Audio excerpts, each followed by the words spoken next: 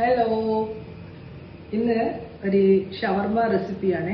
അപ്പം അതിന് ആവശ്യമുള്ളത് ചിക്കൻ, ബോൺലെസ് ചിക്കൻ പീസസ്, ചെറിയ ചെറിയ പീസസ് ആക്കി മുറിച്ചിട്ടുണ്ട്. അതിലേക്ക് ഉപ്പ്, മുളക്, കുരുമുളക്, മഞ്ഞൾപ്പൊടി, ഗരം മസാല ഇതെല്ലാം ചേർത്ത് മാരിനേറ്റ് ചെയ്തിട്ട് 1 മണിക്കൂറോളം ഞാൻ മാരിനേറ്റ് ചെയ്ത് വെച്ചിട്ടുണ്ട്. ഇത് നമുക്കൊന്ന് നല്ലോണം ഫ്രൈ ചെയ്തെടുക്കാം. ചിക്കൻ ഫ്രൈ ചെയ്യാൻ വേണ്ടിയിട്ട് ഞാൻ കുറച്ച് എണ്ണ വെച്ചിട്ടുണ്ട് ഒരു പാനിൽ.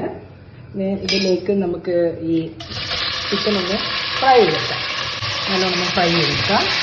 നമ്മൾ ഷവർമേൻ്റെ ചിക്കൻ റെഡിയാകുമ്പോഴേക്ക് നമുക്ക് അതിൻ്റെ മയോണീസ് ആക്കേ.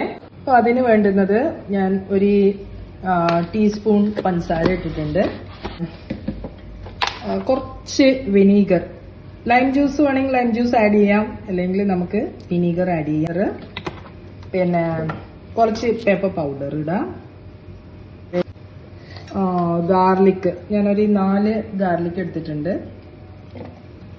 അതുപോലെ തന്നെ മുട്ട, 1 എഗ്ഗ്, ഒരു എഗ്ഗും ആഡ് ചെയ്തിട്ടുണ്ട്. ഇതിലേക്ക് കുറച്ച് ഉപ്പും കൂടി ചേർത്ത് കൊടുക്കുന്നുണ്ട്.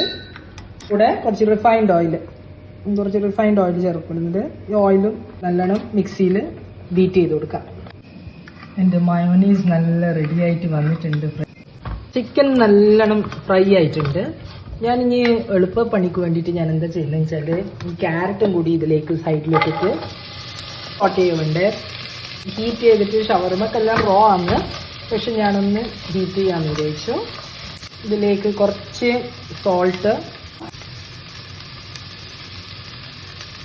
സോൾട്ടും പെപ്പറും ഇട്ടിട്ടുണ്ട്. ഇതിലേക്ക് ഞാൻ ഈ ക്യാബേജും സോട്ട് ചെയ്തെടുക്കാം.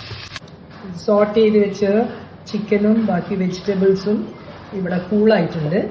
ഈ വെജിയും ചിക്കനിലേക്ക് നമുക്ക് കുറച്ച് മേയോ മിക്സ് ചെയ്യാം. ഇതും കൂടി ഒന്ന് മിക്സ് ചെയ്ത് കൊടുക്കാം.